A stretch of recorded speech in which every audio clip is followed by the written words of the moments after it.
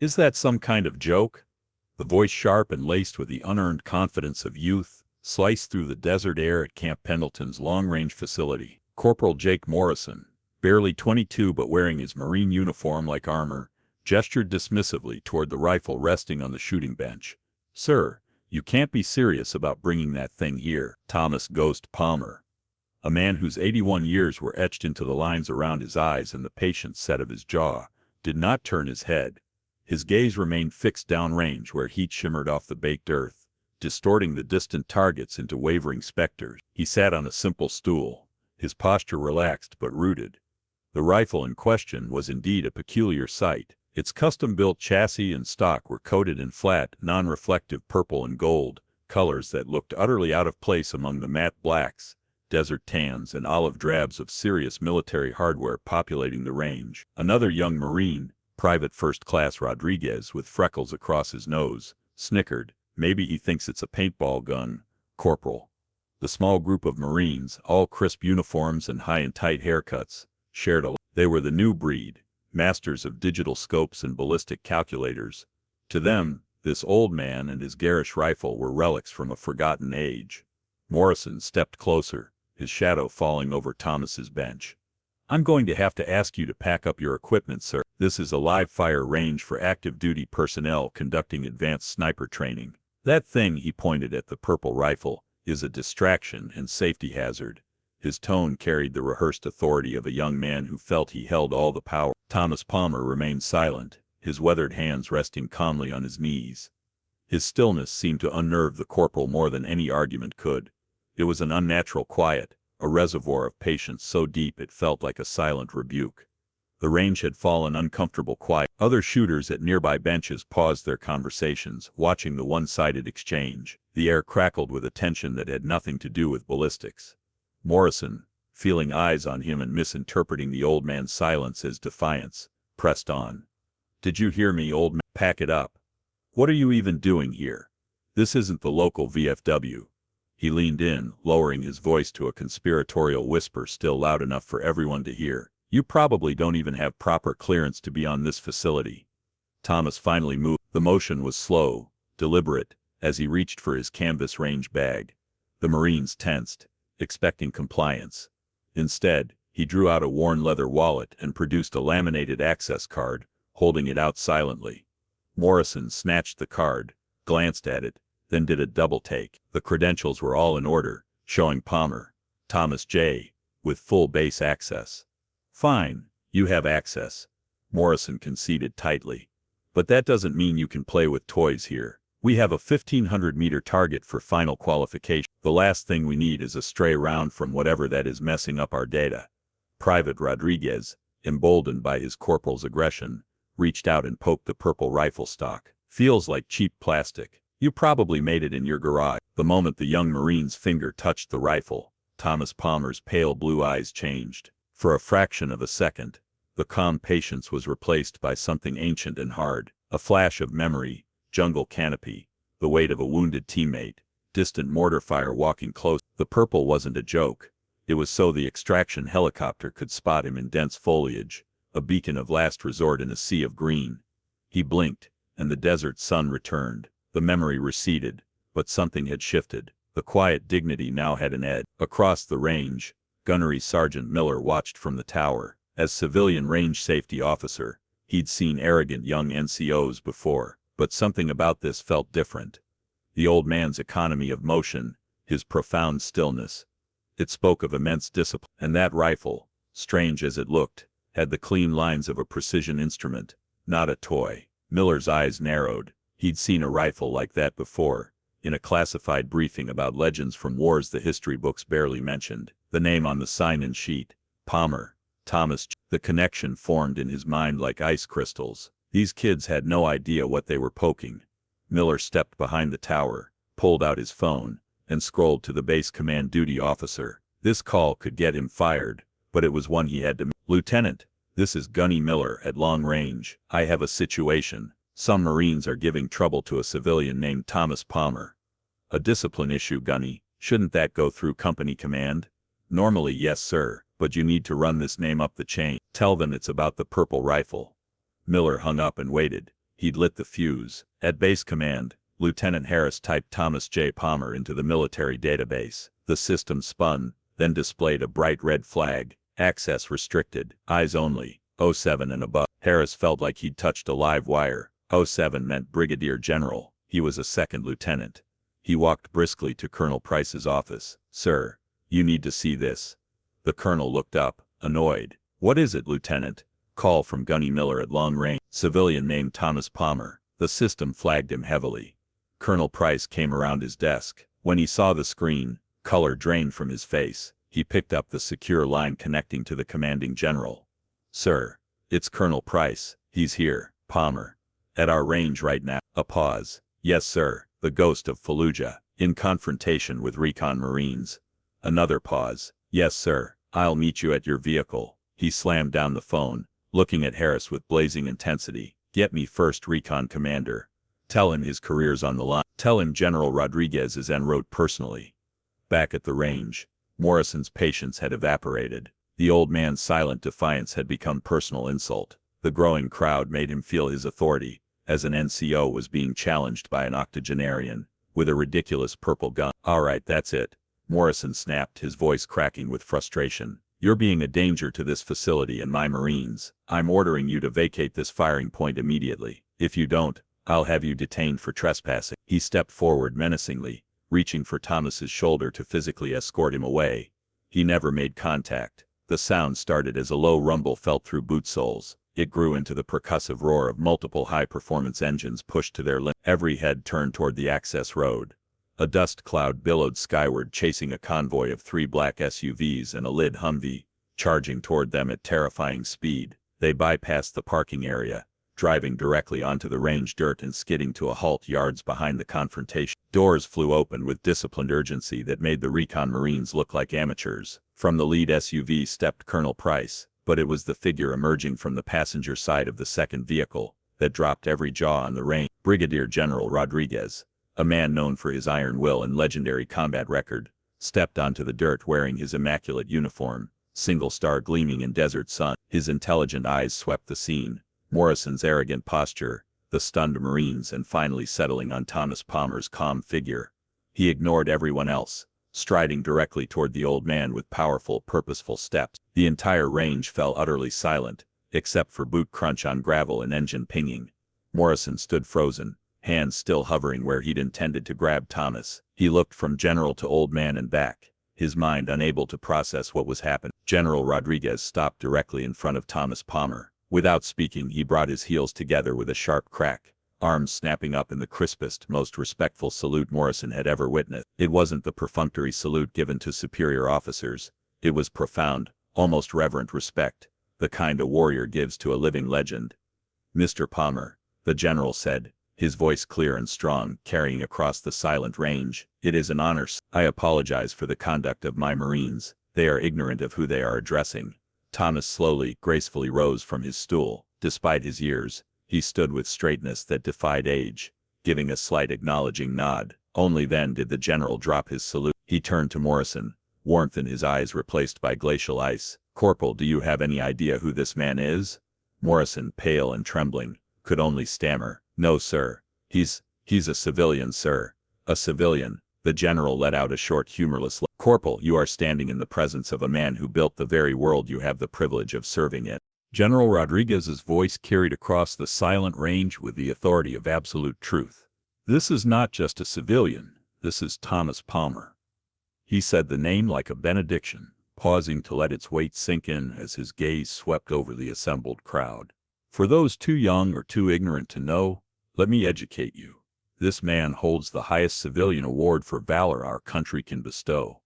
He was a special projects consultant for 35 years. Before that, he served in places your history books don't have names for." The general gestured toward the shooting bench.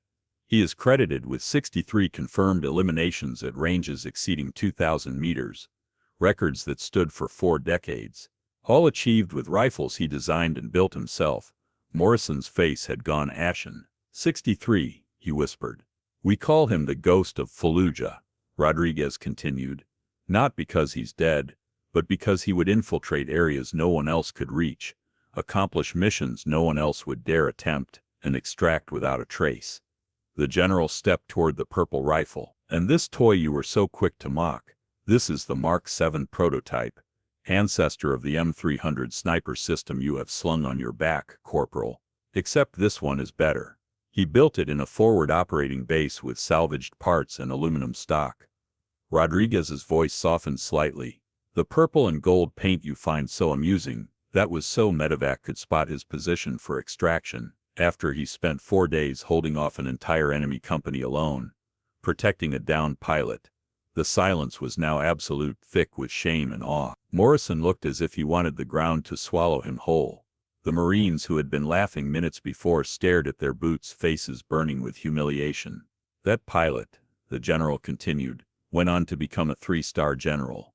The intelligence Mr. Palmer recovered from that position prevented 3 major terrorist attacks on American soil. He pointed a trembling finger at Morrison. You did not see a veteran. You saw an old man. You did not see a piece of history. You saw weakness where you should have seen unimaginable strength.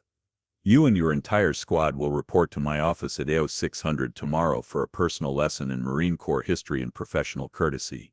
It's a lesson you will not soon forget. As the general's words hung in the air, Thomas finally spoke.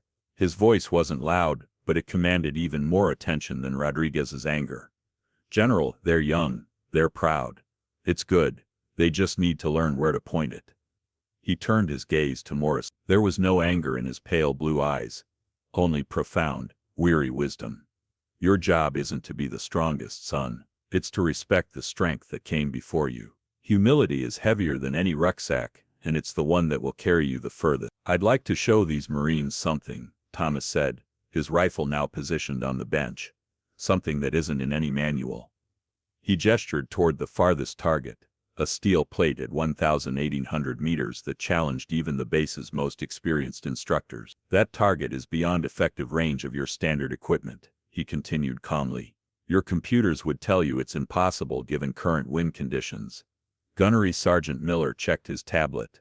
Sir, winds gusting 8 to 12 mph changing direction every 30 seconds. Even with our best gear, that target would require multiple ranging shots.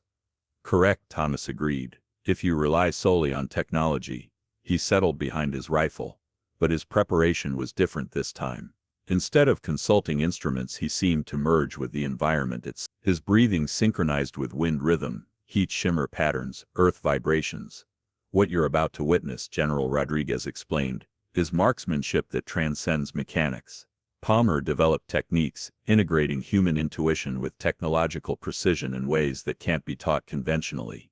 Through his scope, Thomas wasn't just seeing the target. He was reading the entire environment as a connected system. Wind patterns creating predictable cycles, heat currents following land topology, atmospheric conditions, affecting bullet flight in ways no computer could calculate fast enough. The shot, when it came, seemed to surprise even Thomas. His fingers squeezed the trigger at a moment existing between conscious thought and unconscious knowledge, when every variable aligned in a pattern that could only be felt. At 1,800 meters, bullet flight time was over 2 seconds, an eternity where conditions could shift dramatically. But Thomas had fired not at where the target was but where all variables would intersect at impact moment. The distant steel rang with clear metallic sound, echoing across the range. Impossible. Morrison breathed. Not impossible, Thomas corrected, safing his rifle. Improbable. There's a difference. Impossible means it can't be done. Improbable means it requires conditions and skills that don't align often. He looked around at stunned Marine faces. Your enemies may not have your technology, but they might have advantages you don't expect. Environmental knowledge, unconventional techniques, equipment that looks primitive but incorporates innovations you haven't seen. General Rodriguez nodded approvingly. This is why Special Operations Forces train with indigenous fighters. Why we study enemy techniques even when they seem outdated. Innovation often combines old knowledge with new technology unexpectedly. The lesson here, Thomas added, beginning to clean his rifle, isn't about shooting. It's about assumptions. Your enemies might not look like enemies, might not use threatening equipment, might not follow studied tactics. Morrison stepped forward, his earlier arrogance completely gone. Mr. Palmer, sir, I owe you a profound apology. I said terrible things, made assumptions. Thomas looked at the young Marine with kind eyes. "Son, you saw what your experience told you to see. That's natural, but survival often depends on seeing beyond expectations." 6 months later, Camp Pendleton's marksmanship program had been revolutionized. The encounter with the legendary Ghost had spread through special operations communities, leading to training requests from bases worldwide. Corporal Morrison, permanently humbled, had become the program's most dedicated student. His natural leadership, tempered by newfound respect for unconventional capabilities, made him ideal for the protocols Thomas had developed. The key insight, General Rodriguez explained to visiting officers, is that technological superiority is temporary, but adaptability is permanent. Mr. Palmer's methods focus on developing capabilities that remain effective regardless of circumstance. The new program deliberately placed students in disadvantageous positions, outdated equipment, extreme conditions, superior opposing forces. The goal was problem-solving skills transcending standard doctrine. Gunnery Sergeant Miller had been promoted to oversee implementation. "We've seen significant improvements in adaptive thinking," he reported. "More importantly, fundamental changes in how they approach problems. They're more willing to consider unconventional solutions, more open to learning from unexpected sources." The purple rifle had become the program's symbol, not for its appearance, but representing the principle that effectiveness often comes disguised as something unexpected. Thomas visited monthly to observe progress and refine curriculum. "What we're developing," he explained, "is adaptive expertise, performing effectively in situations that don't match previous training." The story of the old man who outshot an entire Marine squad became legendary, though Thomas's classified career details remained protected. Young service members learned about recognizing unconventional threats and the danger of underestimating opponents based on appearance. Rodriguez often shared the story with new students.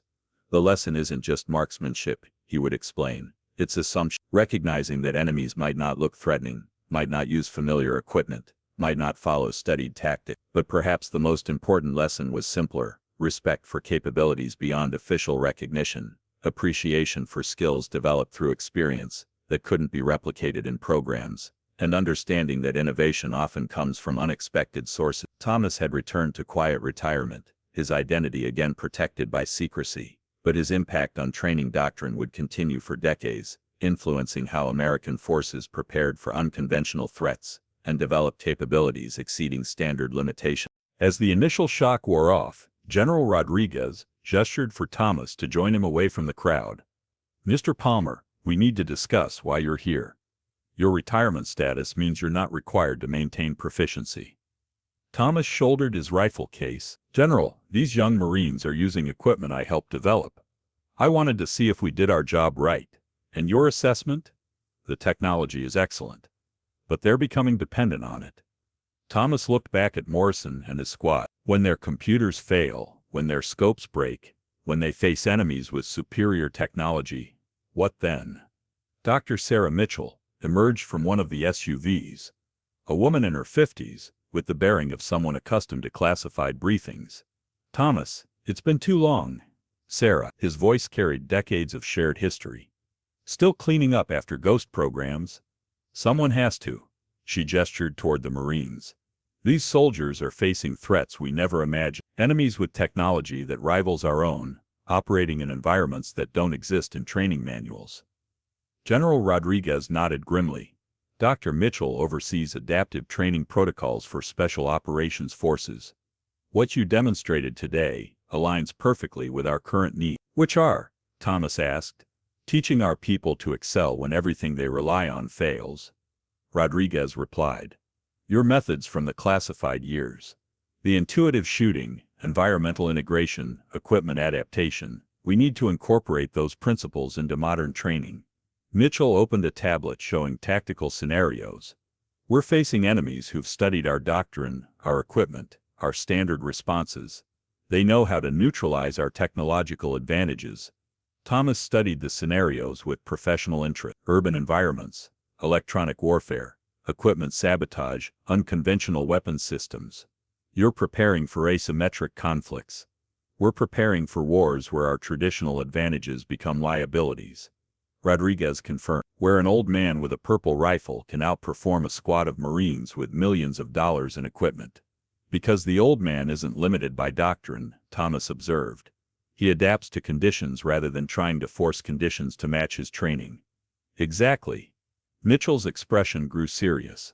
Thomas, we need you to come out of retirement, not for operations, for teaching. These Marines need to learn what you know before they face enemies who've already learned it. Morrison approached hesitantly, his earlier arrogance completely absent. Mr. Palmer, sir, could I ask about that shot? The 1,800-meter target? How did you calculate the variables so quickly? Thomas looked at the young Marine thoughtfully. I didn't calculate them, son. I felt them.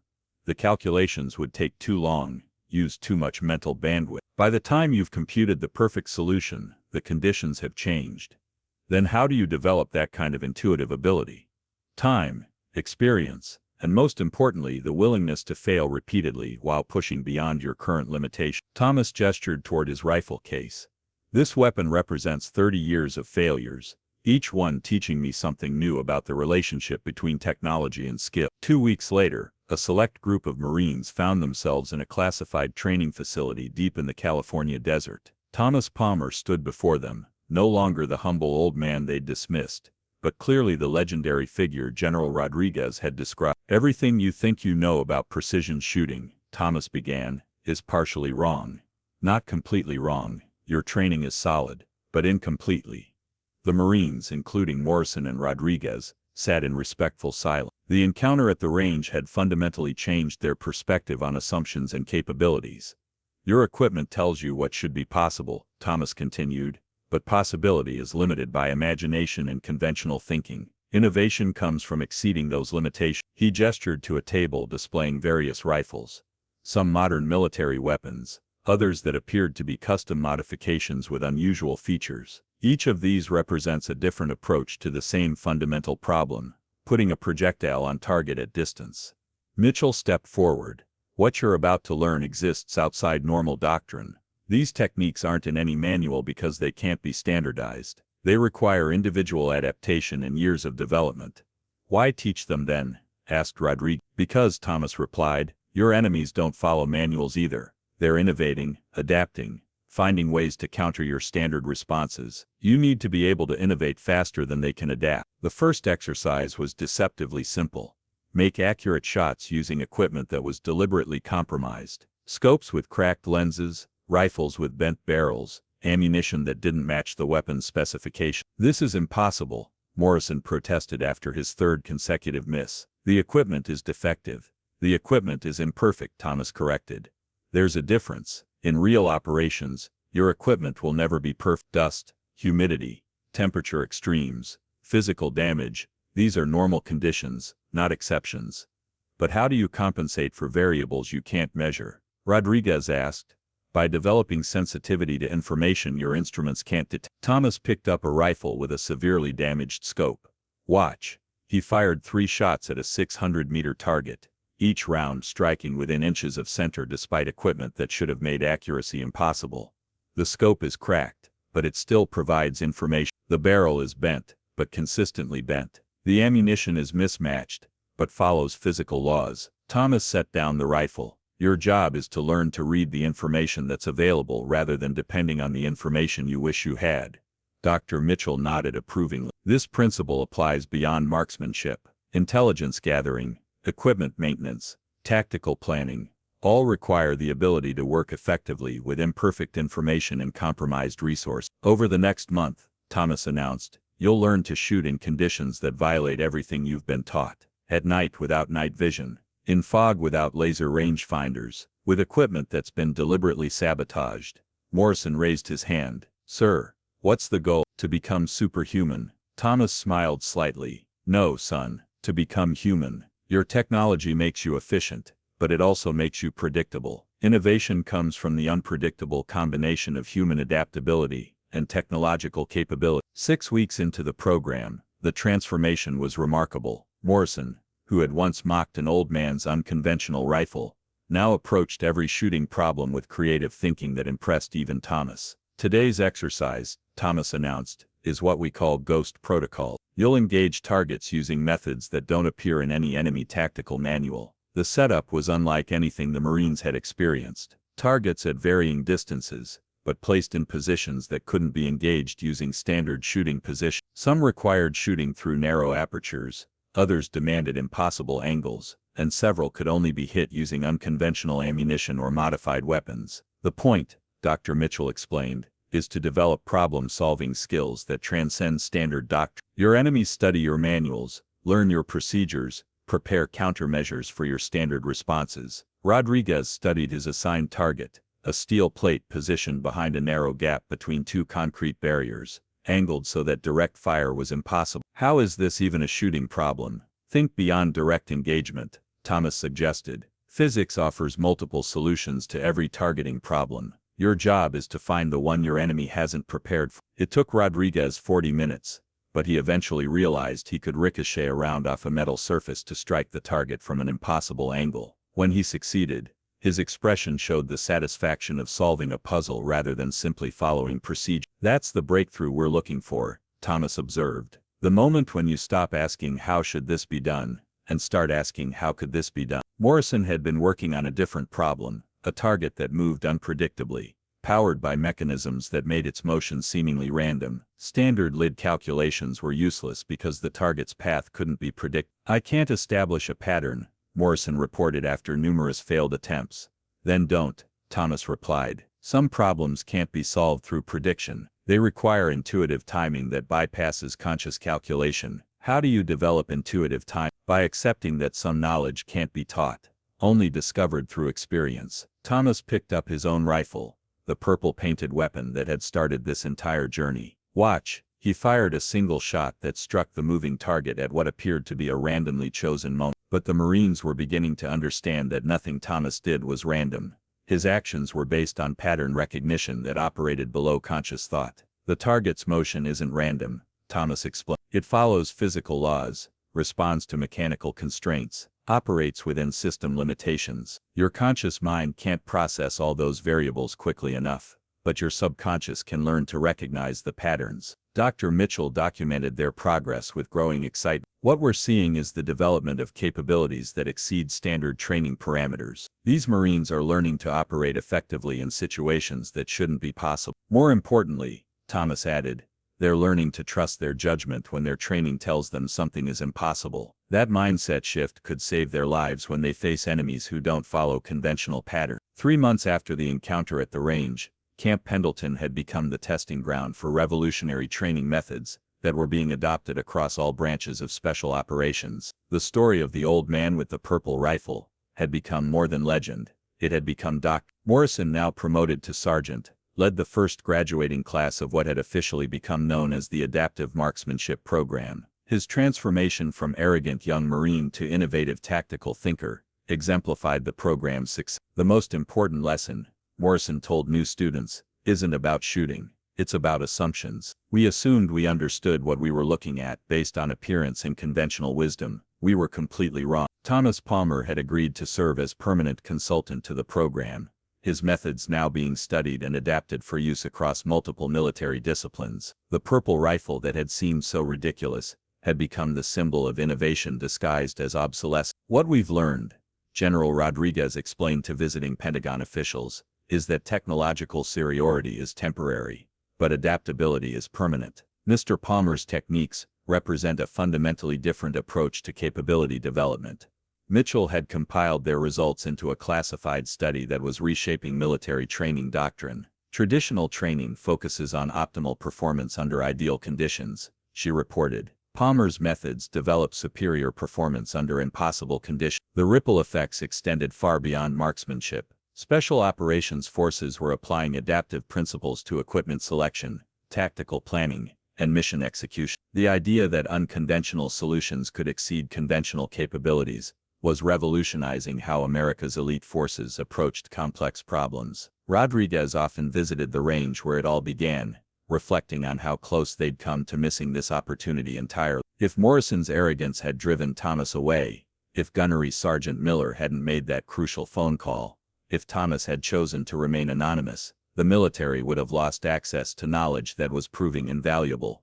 The scariest part, Rodriguez confided to Mitchell, is wondering how many other Thomas Palmers are out there, walking among us unrecognized, their capabilities invisible to people who can't see beyond conventional expectation. Thomas continued his quiet work, training select groups of operators in techniques that officially didn't exist. His methods were being passed down to a new generation of warriors who would face threats that conventional training couldn't anticipate. The purple rifle still made its appearances at the range, now treated with the reverence due a museum piece. But Thomas had built others, each one incorporating innovations that pushed the boundaries of what was possible with existing technology. The goal, Thomas explained to his final class before retirement, was never to create super soldiers. It was to create soldiers who could exceed their limitations when everything else failed. Because in real combat, everything usually does fail. As he packed his equipment for the last time, Morrison approached with a question that had been bothering him for months. "Mr. Palmer, why did you choose that day to reveal yourself? You could have stayed hidden forever." Thomas smiled, shouldering his case. "Son, some knowledge is too important to die with the person who possesses it. Sometimes you have to trust the next generation to carry it forward." The ghost had passed on his secrets. The legend would live forever.